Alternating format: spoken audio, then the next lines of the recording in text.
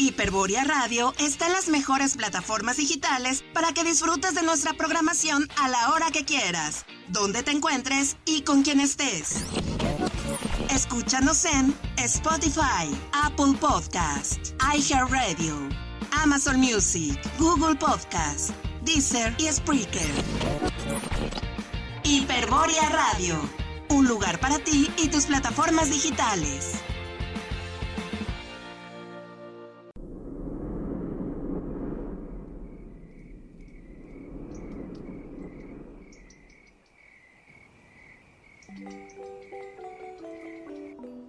Les damos la bienvenida a un espacio donde imaginas, creas, comunicas, cuestionas, participas, perteneces. Este lugar es para ti. Acomódate. ¡Comenzamos! Comenzamos.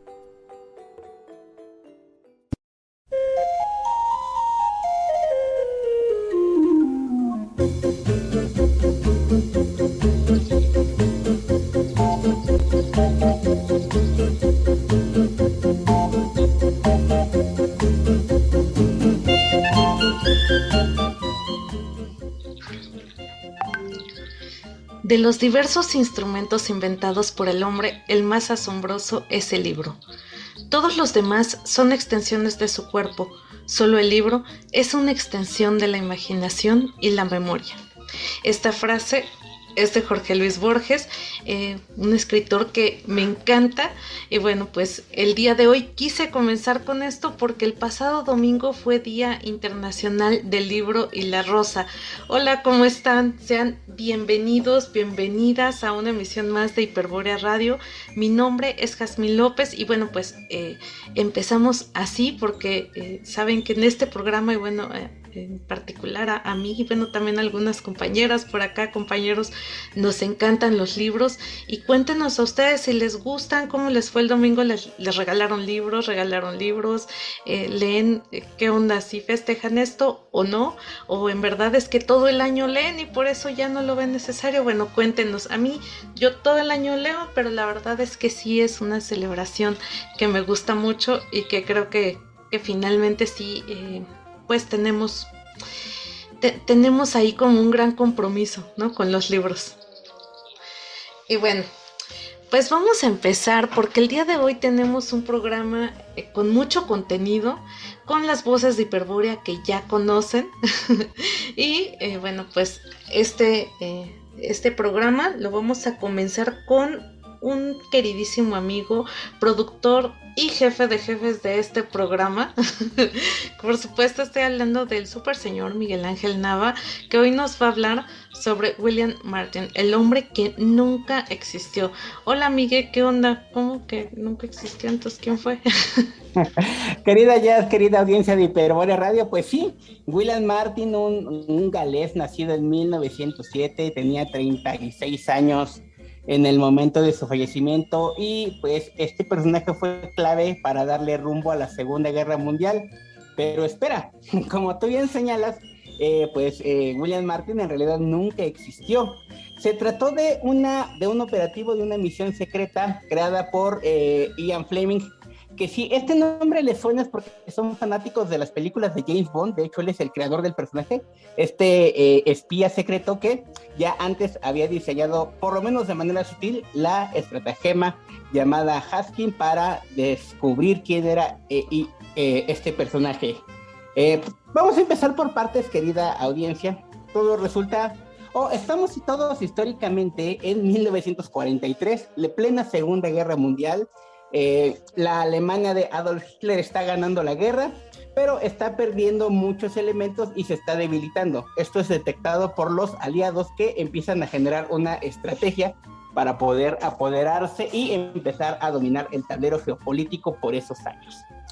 Es entonces donde surge esta contraofensiva de espionaje que se denominó Carne Picada, en la que buscaban que el ejército alemán creyera que los aliados atacarían a sus huestes en Grecia y en la isla italiana de Cerdeña, en lugar de hacerlo en Sicilia, cosa que además era mucho más lógico porque era un punto estratégico mucho más factible.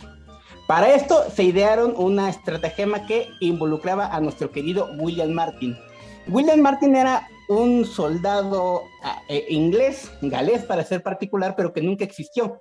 Todo fue creado por el almirante Ewan Montague, quien encontró un cadáver desconocido prácticamente para las huestes y lo infiltró dentro de las Fuerzas Armadas.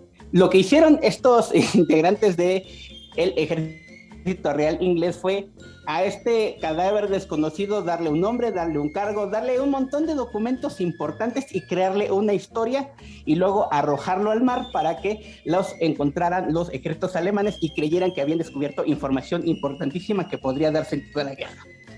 Este hecho cumplirá 80 años el próximo 30 de abril, cuando se dieron estos acontecimientos.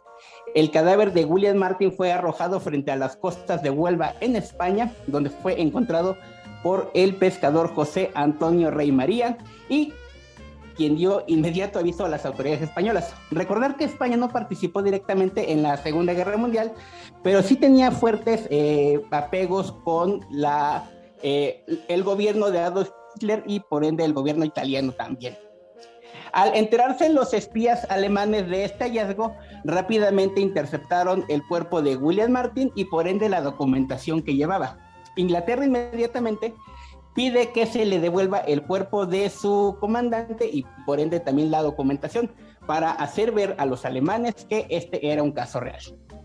En el portafolio que William Martin llevaba se encontraron 3 cartas, una dirigida a su querida amada Pamela, incluida una foto de ella también, pero vaya, era un señuelo. Y las otras 2 cartas contenían información estratégica del asedio que tendrían la isla de Cerdeña y las costas de Grecia. Y además decían en un juego de palabras que Alemania esperaba que invadieran Sicilia y que por tanto no esperarían que fuese invadido Cerdeña y Grecia y que eso sería una gran contraofensiva para el ejército aliado. El almirante alemán que recoge esta información lleva por nombre Adolf Klaus, pilar fundamental en este estratagema porque él es quien directamente convence a las huestes de Hitler que esta información es completamente real y que por ende deben tomar cartas en el asunto. Como España no estaba involucrada directamente en la guerra, pues lo que hace es infiltrar la documentación hacia los alemanes, pero regresarla lo más rápido posible al ejército inglés, quien al recibir la documentación y el cadáver de William Martin se dan cuenta que el maletín y por ende los sobres fueron violentados y la información ha sido pues entregada a los alemanes, lo cual era un paso importante porque significaría que habrían mordido el anzuelo y se habían tragado prácticamente todo el engaño. William Martin fue enterrado en Huelva con honores en un cementerio católico. Esto es muy importante, ya verán por qué más adelante. Se le colocó una gran lápida encima y fue revelada la autopsia que decía que había muerto por ahogamiento. Los alemanes solamente leyeron la causa de muerte que confirmaba lo que ya sospechaban, que el militar murió por ahogamiento y no leyeron mucho más. De haberlo leído, quizá habrían descubierto el engaño, pero no ocurrió de esta manera. Ocurre este desembarco finalmente que se esperaba en Cerdeña, ocurre en Sicilia el 9 de julio, y como no había huestes alemanas que defendieran el frente, pues rápidamente cae en las manos aliadas. Este paso fue fundamental porque significó un enorme giro al tablero geopolítico, como ya comentábamos, y le permitió a las huestes aliadas empezar a avanzar en el sur de Europa, y finalmente, año y 9 meses después, la caída del Tercer Reich en Alemania. Y ahí la historia de William Martin, un soldado que hasta el día de hoy es reconocido con honores, pero que en realidad nunca existió, que más fue una fabricación del ejército aliado para engañar a los alemanes.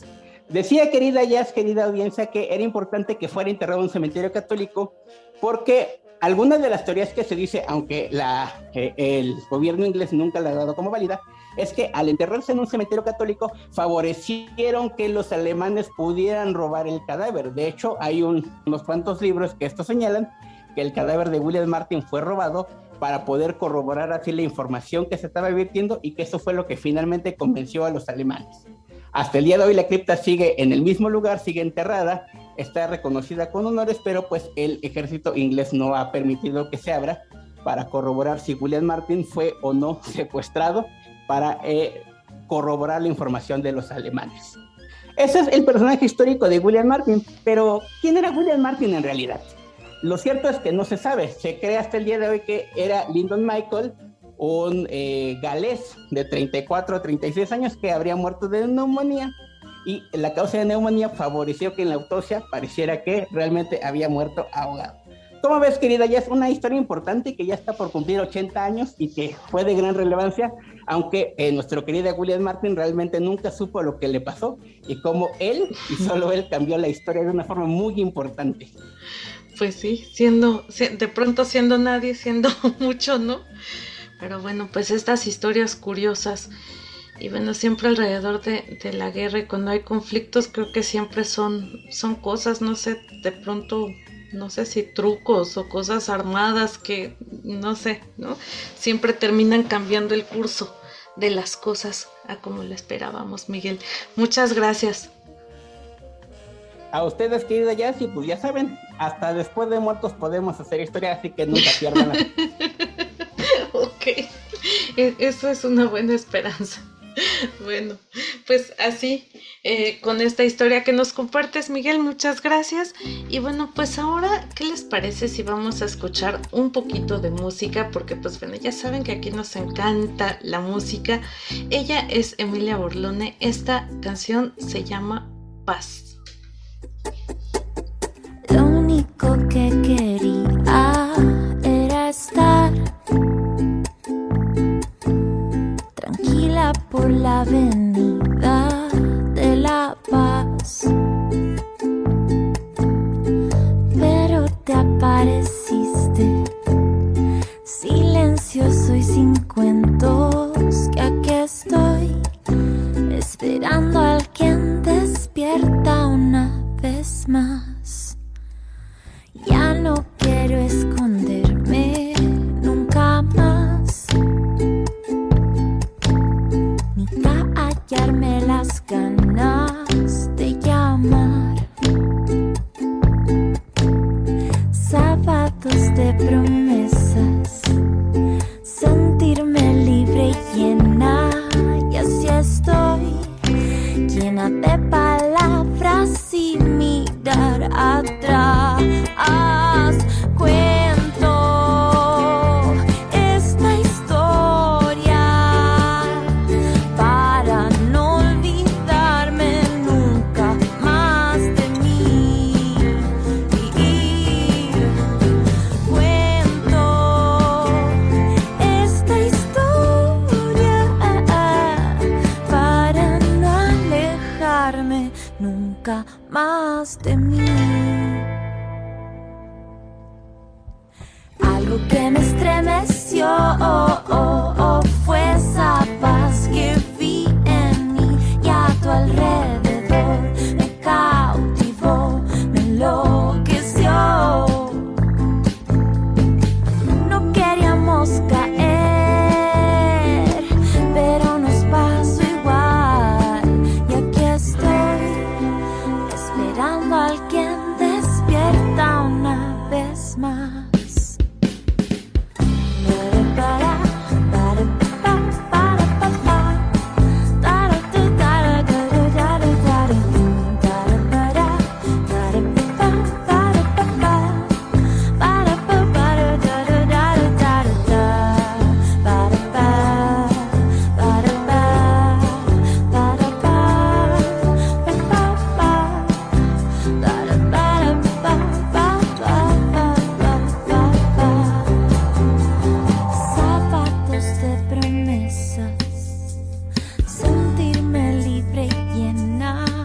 Así estoy, llena de palabras y mirar atrás. Cuento esta historia para no olvidarme nunca más de mí.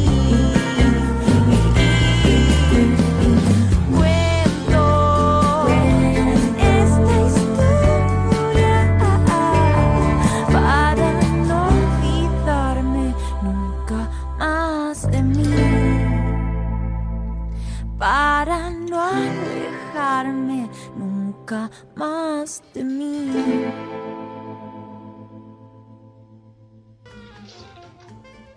Esto que escuchamos fue Paz de Emilia Borlone, pues bueno, con una propuesta interesante, un color de voz pues me parece distinto, y bueno, también por ahí escuchamos unos sonidos que pues bueno, que son poco habituales, entonces a mí sí me llamaron bastante la atención. Cuéntenos qué les pareció esta canción, querida audiencia. Bueno, pues ¿se acuerdan que les dije que hoy quería hablar del Día del Libro y de varias cosas que pues que rodean a este festejo, ¿no? Pero ¿de dónde viene o cuándo empezó, no? Pues bueno, esta actividad empieza en el siglo XX y esto pues nace en 1926 y es porque bueno, en esta fecha fueron Shakespeare, Inca Garcilaso de la Vega y también Shakespeare. Entonces, bueno, pues es por ello que se escoge esta fecha, aun cuando pues había empezado en noviembre por un error que había ahí con las fechas de nacimiento y varias cosas, pero en 1930 se instituye ya como el 23 de abril y es en 1995 cuando, bueno, ya es un día mundial y bueno, que la UNESCO lo reconoce. Entonces, a partir de aquí, pues se empieza a celebrar. El 23 de abril también coincide con el Día de San Jorge, que se celebra en varios países y bueno, este santo se hace este sincretismo y bueno, parte de la tradición era regalar a la persona que se quería una rosa. Entonces, bueno, se juntan como estas dos tradiciones y es por eso que el 23 de abril damos libros y rosas, y en muchas partes del mundo pues se hacen festejos en torno a esto y podemos ver pues ferias, grandes ferias de libro, pero también exponentes de rosas y de flores, pues bueno, acompañando a las letras. Y bueno, pues ya sabemos un poquito más de dónde viene el origen del libro, pero vamos con nuestro siguiente tema, que también es interesante, de un personaje pues me parece en general muy querido en México, pero además reconocido a nivel mundial, y que bueno, algunas cosas pues ya es verbo, ¿no? Ahora me van a entender un poco más lo que digo. Seguramente les suena la palabra cantinflear, y por supuesto vamos a hablar de Cantinflas, de Mario Moreno, y para ello está con nosotros mi compañera Eli Pastelín. Hola Eli, ¿cómo estás? Buenas noches. Buenas tardes, buen día. Hola, muy buenas noches, ¿cómo estás? Pues bien, aquí pues escuchando qué nos traes de Cantinflas. Pues mira, curiosamente en este 20 de abril se cumple un aniversario luctuoso de Cantinflas, y por eso en esta ocasión pues les vamos a hablar un poco de la vida y la filmografía de Cantinflas, que la verdad es bastante extensa y muy muy interesante. Así es que, ¿te parece si empezamos? Sí, claro que sí. Ok, el 20 de abril de 1993 murió Cantinflas a los 81 años de edad por cáncer pulmonar. Se dedicaron 2 días enteros de luto para despedir al gran mimo del cine mexicano, que dejó un legado de 70 películas y 3 nuevas palabras en nuestro vocabulario. El nombre real de Cantinflas era Mario Moreno Reyes. Nació en la Ciudad de México el 12 de agosto de 1911. Era hijo de Pedro Moreno Esquivel, de profesión cartero, y de Soledad Reyes Guízar, llamada familiarmente como Cholita.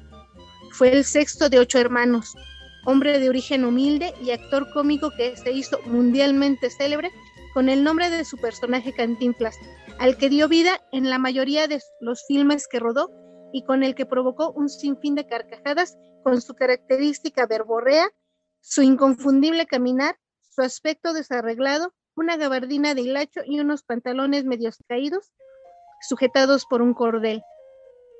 Su carrera como cómico inicia cuando se une a diversas compañías de cómicos ambulantes con los que recorrió todo México. En el circo desempeñó todo tipo de trabajos y empezó a interpretar pequeños papeles, realizó acrobacias y protagonizó gags cómicos. Uno de sus acompañantes en esta primera etapa fue Manuel Medel.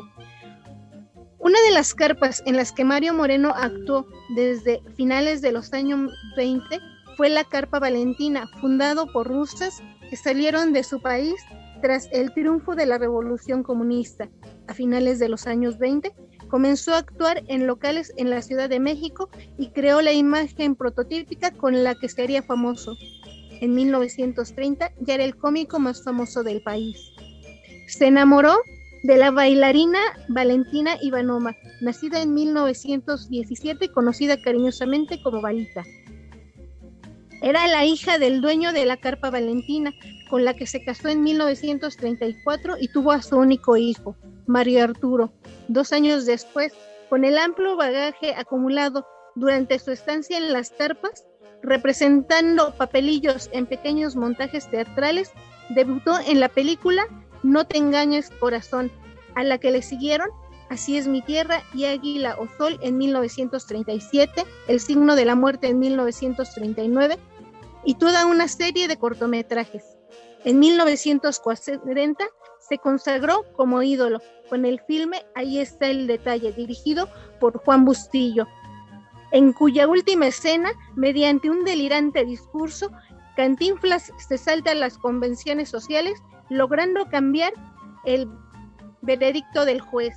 Esta película le brindó la oportunidad de fundar la compañía Posa Films.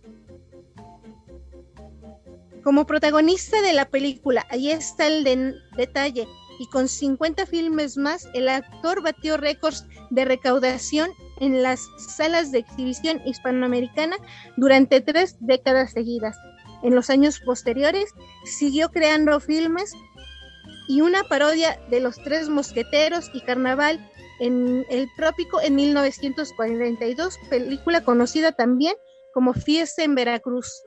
En El Circo de 1943, que fue inspirada en el circo de Charles Chaplin, Cantinflas siguió haciendo de las suyas con el papel del Peladito. El mismo año protagonizó la obra de Shakespeare Romeo y Julieta. Ejerció de botones en el Gran Hotel de 1944, como vendedor de periódicos antes de llegar al infierno en Un día con el diablo de 1945. También protagonizó Soy un prófugo en 1946, trama con actuación injusta de robo. Más tarde intervino en A volar joven de 1947. Su última película de los años 40 fue El mago de 1949. Los años 50 no menguaron su fama internacional, más bien la consolidaron.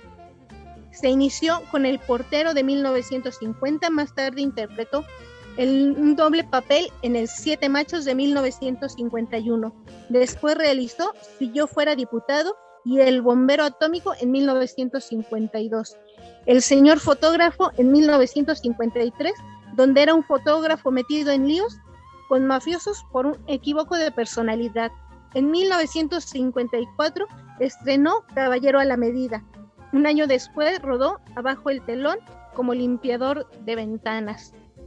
Uno de sus papeles más populares fue el de Passepartout en una adaptación de Julio Verne en La Vuelta al Mundo en 80 días, donde coprotagonizó con David Niven como Phileas Fogg en Estados Unidos.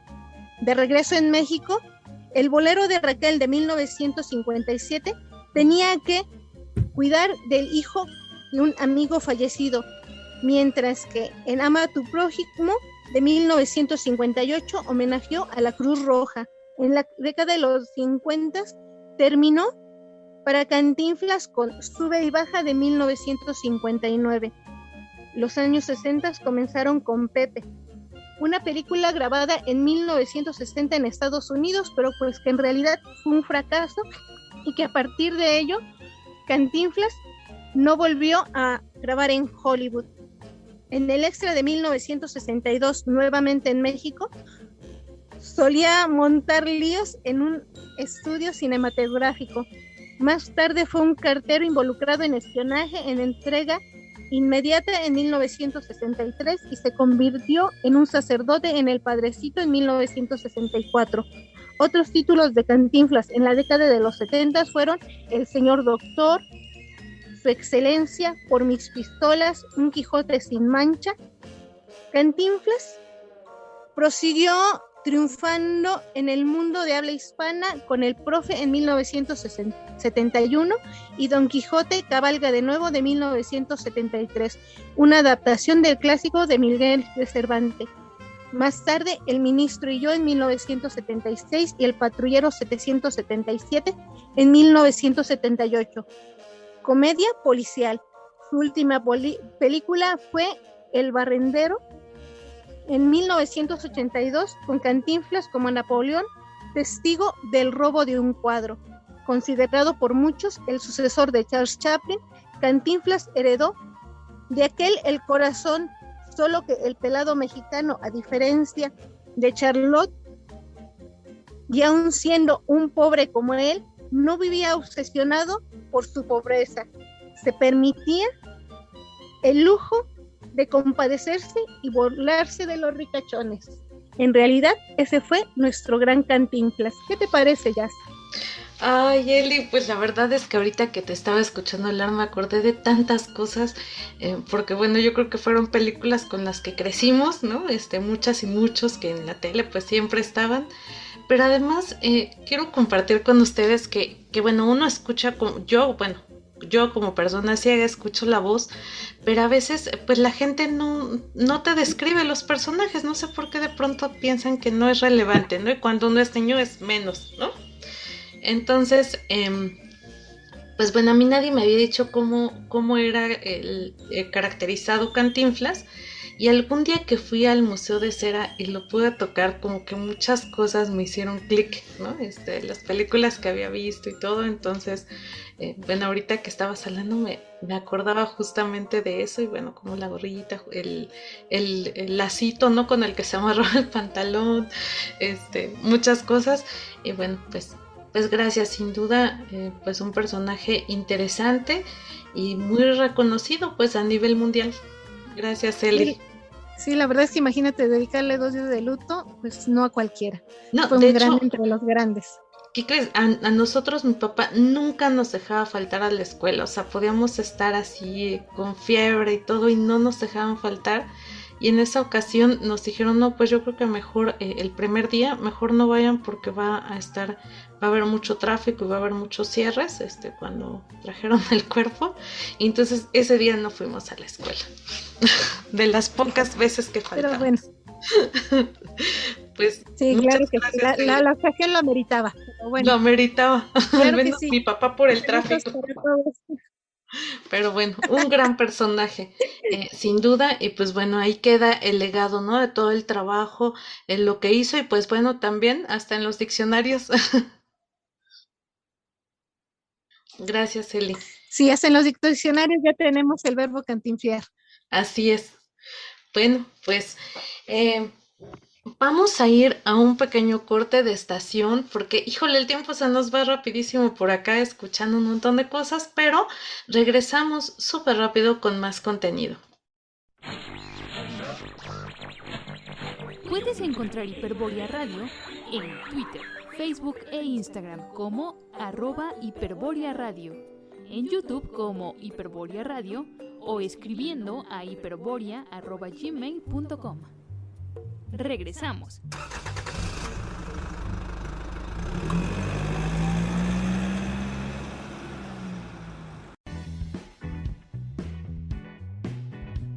En Hiperbórea Radio abrimos el telón para que disfrutes del teatro con grandes puestas en escena.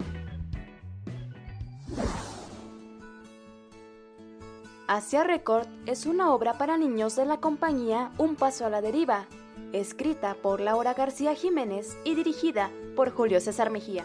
El mensaje plantea el tema de la ausencia del padre y cómo los niños perciben esa situación, creando una reflexión a los adultos de que los pequeños se dan cuenta de lo que sucede y viven sus propios procesos. Divertida, nostálgica, mágica. Una historia para niños que los más grandes no se pueden perder. Asiste a esta función los sábados 1, 8, 22 y 29 de abril a las 12:30 en Sala Novo del Teatro La Capilla, calle Madrid 13 del Carmen, Coyoacán, CDMX, y adquiere tus boletos a 200 pesos, venta en taquilla o en la página de Teatro La Capilla. También consigue entradas escuchando la programación de Hiperbórea Radio, donde tenemos un lugar para ti.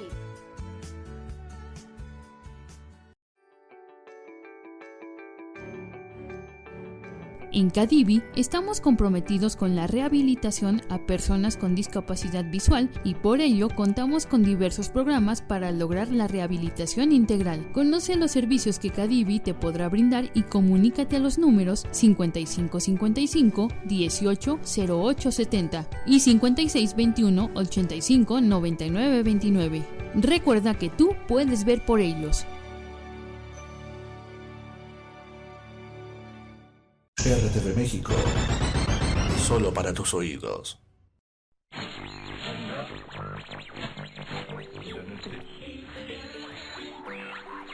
Puedes encontrar Hiperbórea Radio en Twitter, Facebook e Instagram como @Hiperbórea Radio, en YouTube como Hiperbórea Radio o escribiendo a hiperborearadio@gmail.com. Continuamos.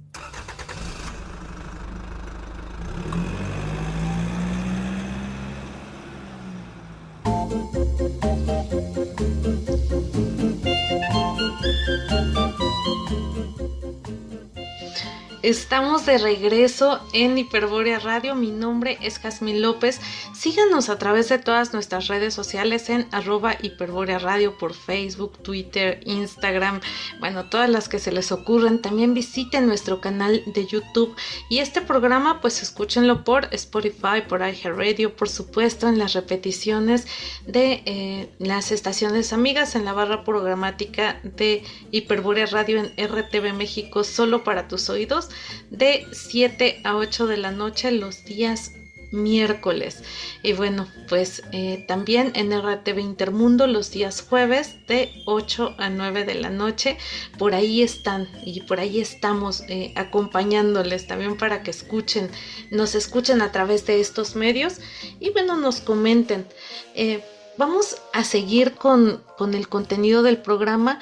Antes quiero comentarles que de pronto pensamos en un libro solamente como este objeto de papel, ¿no? Y bueno, pues ha habido libros muy curiosos que ya algún día les platicaremos a lo largo de la historia, pero lo cierto es que no todas las personas podemos tener acceso a la lectura, a esta maravillosa actividad a través de los ojos y de un libro de papel, ¿no? Muchos sí lo hacemos en un libro de papel, pero a través de puntos en braille, por ejemplo. También leemos muchos y muchas en la computadora o en un dispositivo móvil a través de programas lectores de pantalla que son voces que se instalan, programas que se instalan en la computadora y que pueden ir leyendo los textos. Esto no se hace de manera automática, el usuario tiene que aprender algunos comandos de teclas para poder hacerlo. Y bueno, pues también leer con voz, que por ahí tenemos un debate bien fuerte si es o no leer.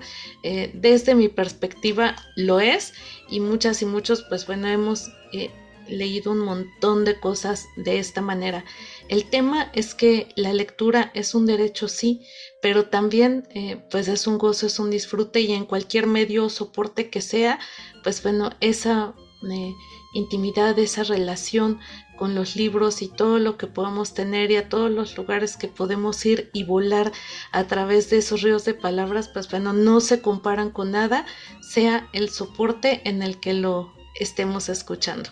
Bueno, pues vamos a seguir con el contenido y quiero dar la bienvenida, la super mega bienvenida a un compañero que ya extrañábamos mucho en este programa. Pues bueno, unos días estuvo ausente, pero regresa con más información. Juan, me da muchísimo gusto que estés otra vez por acá. Hola, Yasmín. Fíjate que a mí también me da muchísimo gusto. ¡Aplausos y todo! Hombre, gracias por la ovación. Gracias a ustedes y al resto del auditorio y los hiper escuchas. Sí, aquí estamos de nuevo. Y fíjate que quiero empezar esta participación reconociendo el valor que tienen los libros. Y justamente hay un libro que viene como anillo al dedo, porque el personaje del día de hoy que quiero platicarles está retratado fielmente en sus páginas. junto con otros. Este libro, déjame decirte, que influyó de una manera notable en la elección de lo que sería mi carrera. Es muy sencillo, muy didáctico y se lo recomiendo. Además, es para todas las edades. Se llama Cazadores de Microbios. Bueno. Ok. Vamos además a buscarlo. Sí, por favor, no se lo pierdan. Es altamente aleccionante. Y bueno, quiero platicarles ahora de la obra de un hombre, una obra que todos disfrutamos, que todos hemos tenido la oportunidad de sentir en cuerpo propio y que curiosamente, a pesar de haber salvado infinidad de vidas y seguirlo haciendo, no es médico. Aunque si tú le preguntas a cualquier persona, te va a decir que sí, es doctor, pero no es médico, nunca fue médico. Me refiero a Louis Pasteur. Inclusive, su nombre figura en una de las colonias más populosas del Distrito Federal, la colonia de los doctores. Pero, repito, el señor fue físico, matemático, químico y microbiólogo. O sea, los cocos de todo estudiante. Bueno, entremos en materia. Fíjense que Louis Pasteur, entre sus múltiples aportaciones, tiene al menos 3 que son muy importantes, tanto para la industria como para la ciencia, como para la salud.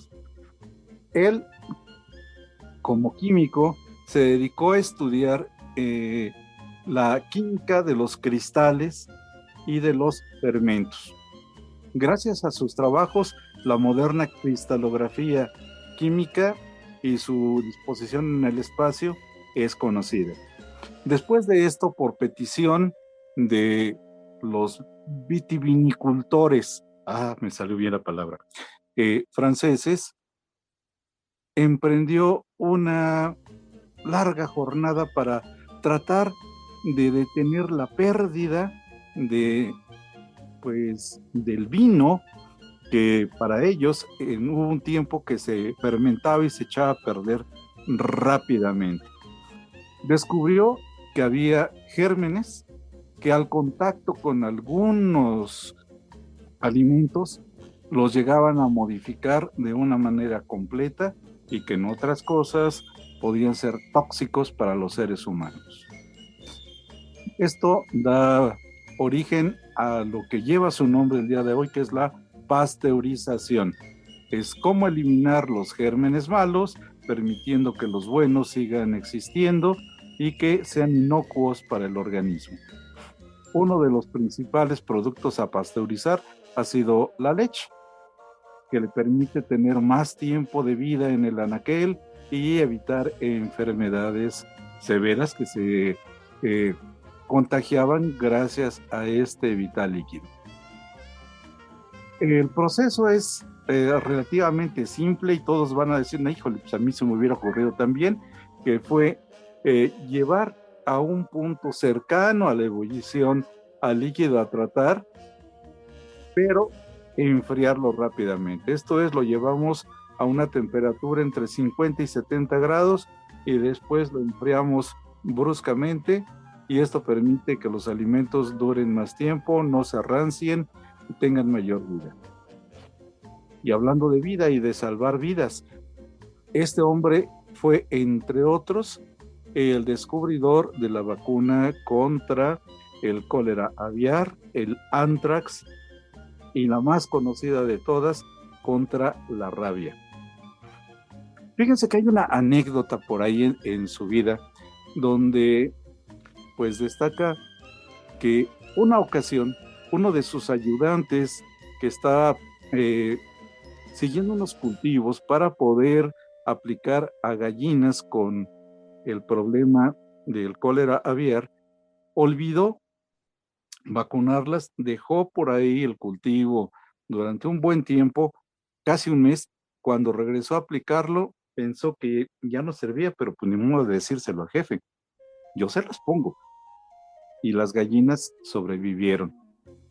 Sorprendido, el señor Pasteur entonces tomó un cultivo fresco del cólera, se lo inoculó a las mismas gallinas y para su sorpresa sobrevivieron.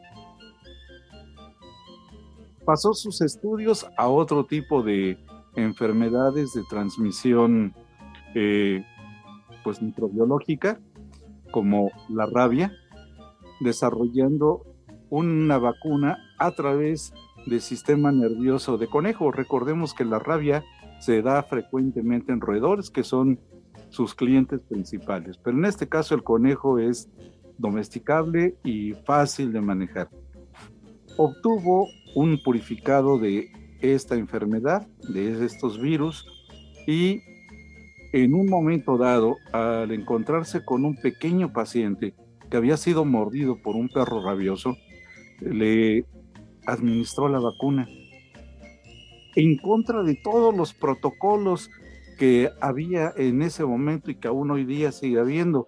Es no utilizar algo que no haya sido debidamente probado, pero ante la inminente pérdida de la vida por la rabia, él decidió administrárselo al niño y este sobrevivió. ¡Wow! Pues la verdad es que un gran trabajo y bueno, sin duda un precedente muy muy grande para todos los avances que, no todos, pero para muchísimos de los avances médicos de los que hoy en día disfrutamos y bueno, y los no tan médicos como también platicabas, ¿no? Esta Así gente que marca historia. Así es, ya creo que ya no me queda mucho tiempo, ¿verdad? No, ya estamos.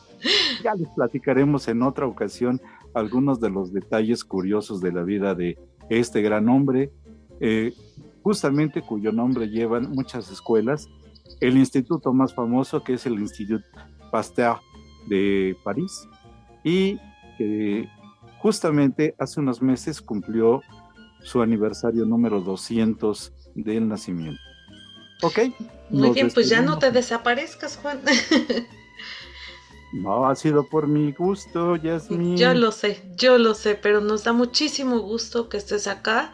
Y bueno, pues acá te seguimos esperando con más contenido. ¿Va?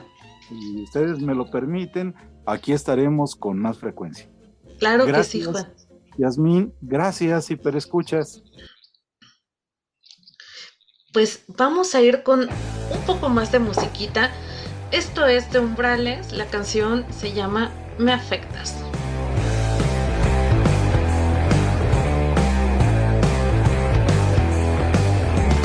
Cada vez que miro el sol, se me ocurre un poco de ti. No me busques, no es un juego, no me pruebes, soy veneno.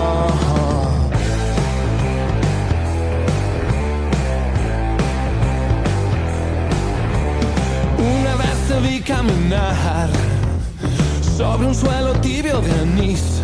Estuve a punto de acercarme, pero pude aguantarme. No sé si estés consciente de cómo me afectas. Estoy perdiendo el piso, pierdo la cabeza. El brillo de tus ojos, tú eres el rumbo de mis pasos. Bendigo aquel maldito día en que te conocí.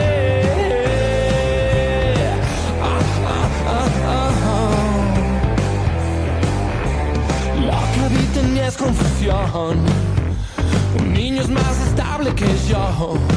No quería importunarte, pero tuve que besarte. No sé si estás consciente de cómo me afectas. Estoy perdiendo el piso, pierdo la cabeza. El brillo de tus ojos, tú eres el rumbo de mis pasos. Bendigo aquel maldito día en que te conocí.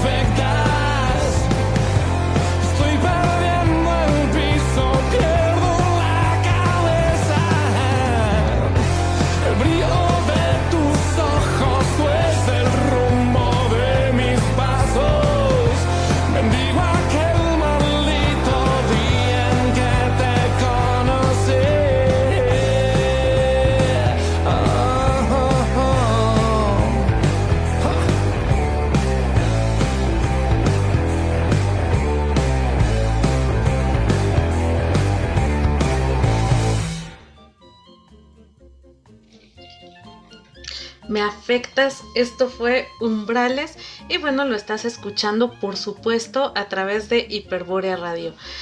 Seguimos con mucho más y bueno, pues fíjense que solamente en países de primer mundo, solamente el 1% de los libros están adaptados o están en formatos que puedan ser accesibles para personas que viven con algún tipo de discapacidad visual. Si esto es en países pues de primer mundo, imaginen lo que queda para los demás, ¿no? Por supuesto, en América Latina, en México, pues la situación es mucho más grave.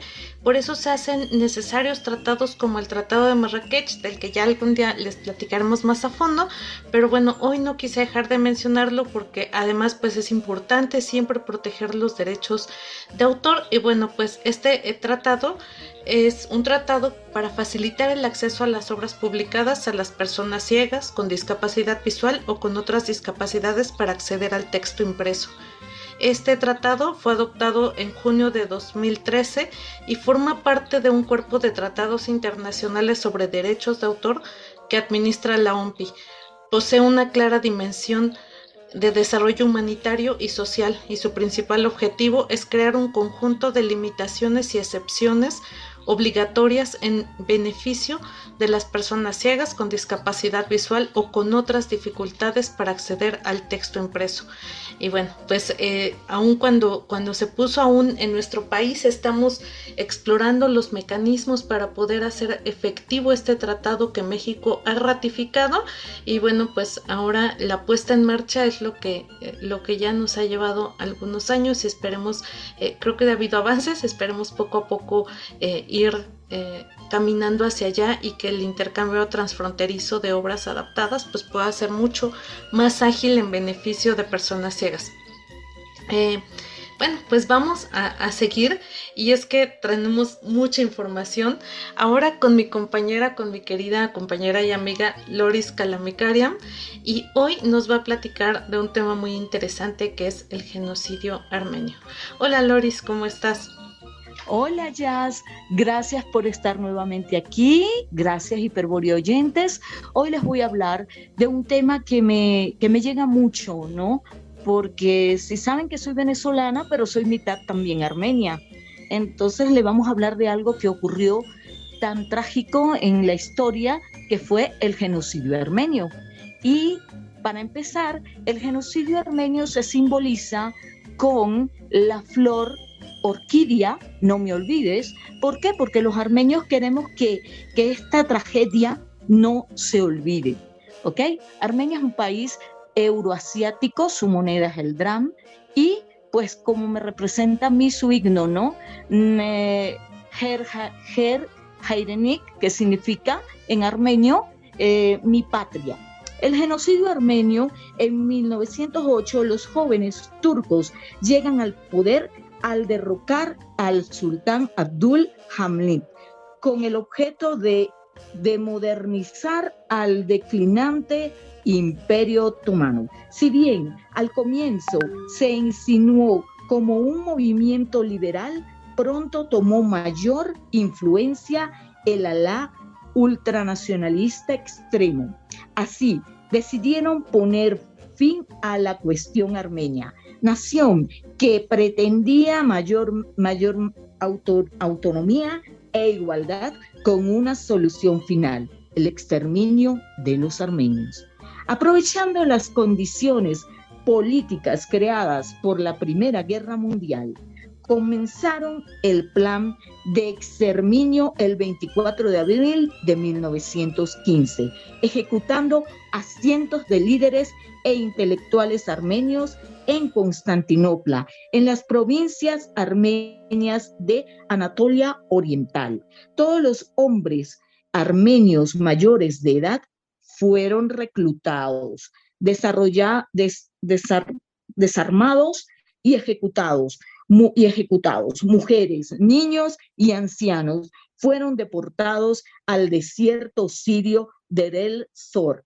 La mayoría de ellos fueron brutalmente asesinados en el camino por soldados turcos o murieron de hambre y agotamiento. De esta manera, 1,5 millones de armenios fueron víctimas del primer genocidio del siglo XX.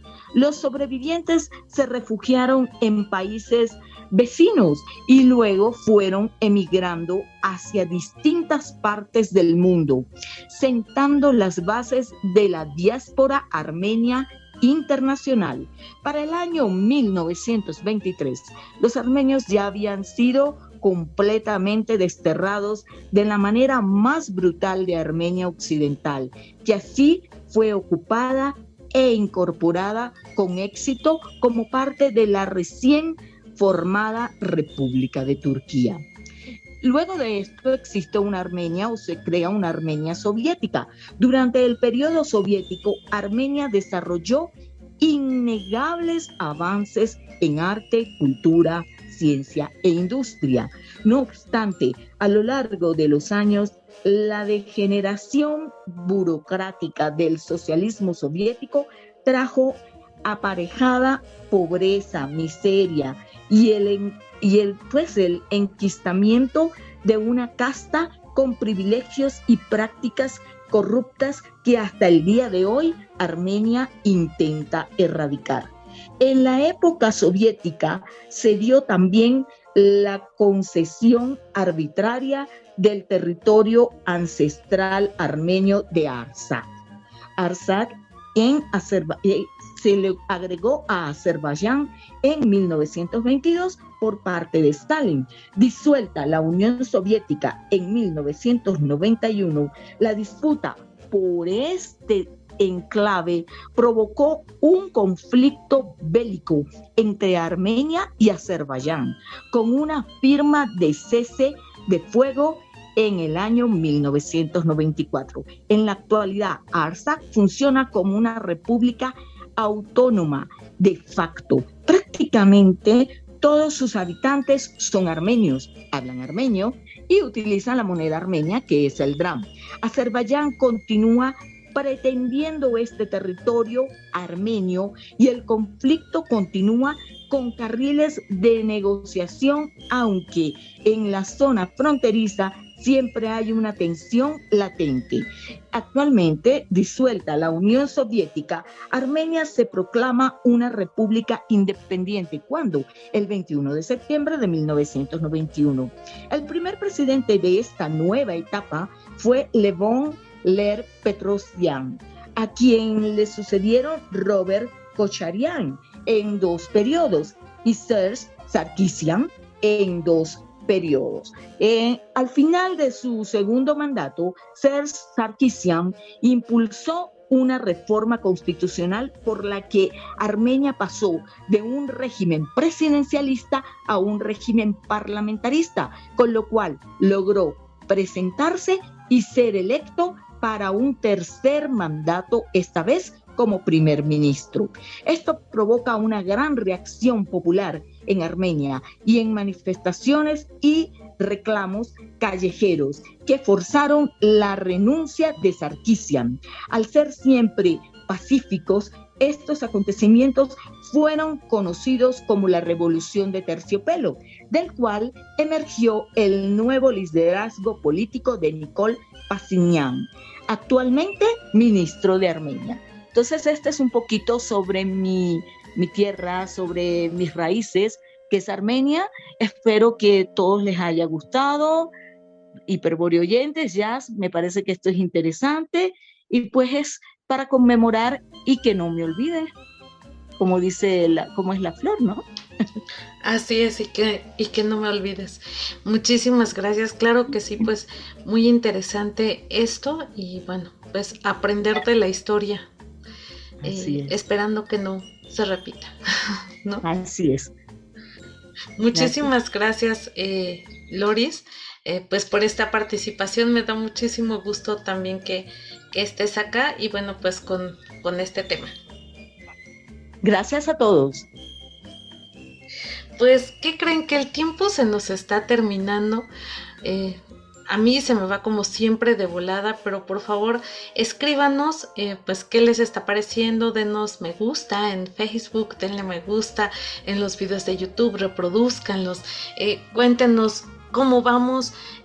Nos encanta leerles, nos encanta sentirles cerca y bueno, pues creo que eso ha sido todo por hoy. No me queda más que agradecer a mis compañeras y compañeros que hicieron posible este programa. Por supuesto a Miguel Ángel Nava en la producción, a Alberto en los controles y bueno, pues sobre todo a ustedes que están del otro lado de la radio, que están con nosotros acompañándonos día a día. Y bueno, pues no me quiero ir, sin darles esta frase que dice: el libro es fuerza, es valor, es fuerza, es alimento, antorcha del pensamiento y manantial del amor. Esto es de Rubén Darío y bueno, quise compartir con ustedes esta frase. Mi nombre es Jazmín López, adiós.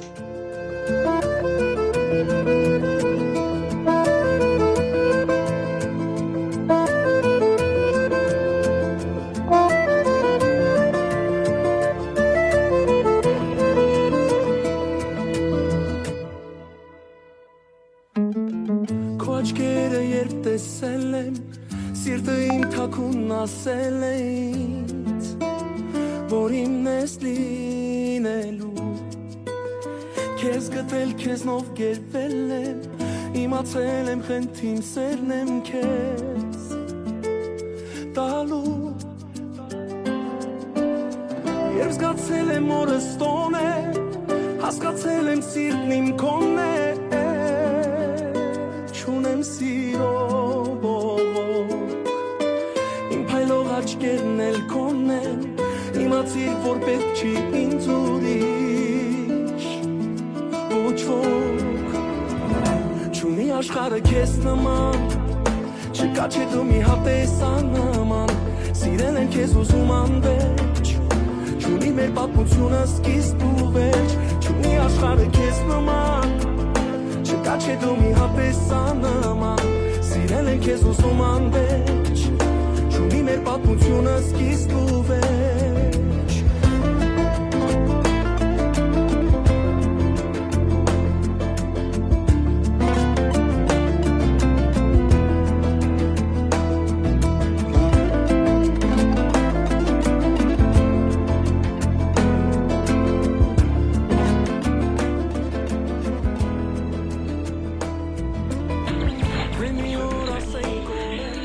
Sabemos que tienes que partir, pero a donde vayas, Hiperbórea estará contigo. Te esperamos la próxima semana.